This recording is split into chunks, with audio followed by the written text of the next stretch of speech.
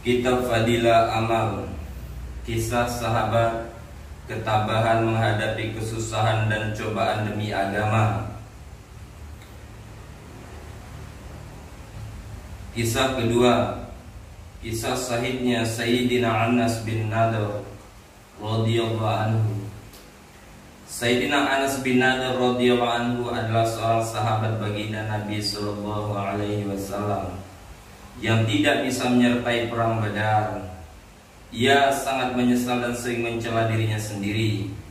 Ini peperangan besar pertama dalam sejarah Islam dan kamu tidak bisa ikut. Keinginan dia adalah jika ada peperangan lagi aku akan berkorban habis-habisan sebagaimana tebusannya. Ternyata kesempatan ini datang pada perang Uhud. Ia pun serta sebagai pejuang yang gagah berani. Pada mulanya kaum muslimin telah mendapat kemenangan dalam perang tersebut. Namun karena suatu kekhilafan kaum muslimin menderita kekalahan pada akhir perang. Kekhilafan ini bermula dari beberapa orang sahabat radhiyallahu anhum yang ditugaskan oleh baginda Nabi sallallahu alaihi wasallam untuk berjaga di suatu tempat yang khusus. Baginda Nabi sallallahu alaihi wasallam berpesan, sebelum ada perintah dari aku jangan tinggalkan tempat ini. Musuh dapat menyerang di sini. Ketika permulaan perang, kaum muslimin memperoleh kemenangan. Melihat orang kafir melarikan diri, para sahabat radhiyallahu anhum yang tugasnya menjaga tempat itu meninggalkan tempatnya. Mereka beranggapan bahwa peperangan telah selesai sehingga orang-orang kafir harus dikejar dan harta rampasan dapat dikumpulkan. Sebenarnya pimpinan pasukan penjaga ini sudah melarang dan mengingatkan pesan baginda Nabi sallallahu alaihi wasallam. Kalian jangan meninggalkan tempat ini.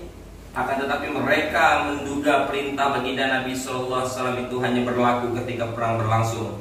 Oleh karena itu mereka pun turun dari sana. Saat itulah pasukan kafir yang sedang melarikan diri melihat tempat ini kosong. Mereka segera kembali dan menyerang kaum muslimin dari arah sana.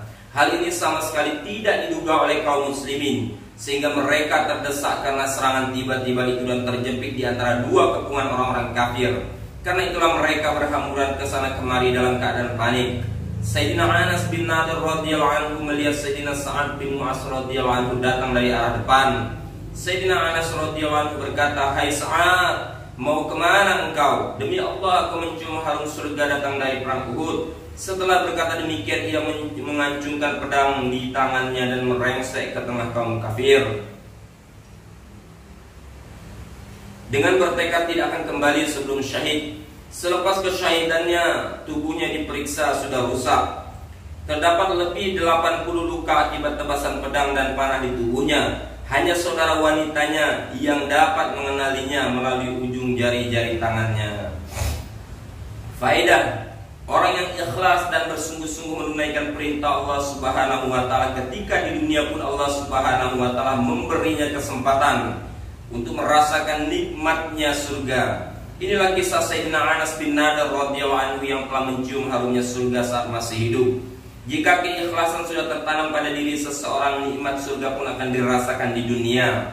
Saya juga mendengar langsung dari seorang terpercaya, yaitu khadim yang ikhlas, Maulana Syekh Abdurrahim Raipuri rahmatullah alaih, bahwa Syekh Abdurrahim Raipuri rahmatullah alaih berkata, kenikmatan surga sedang saya rasakan.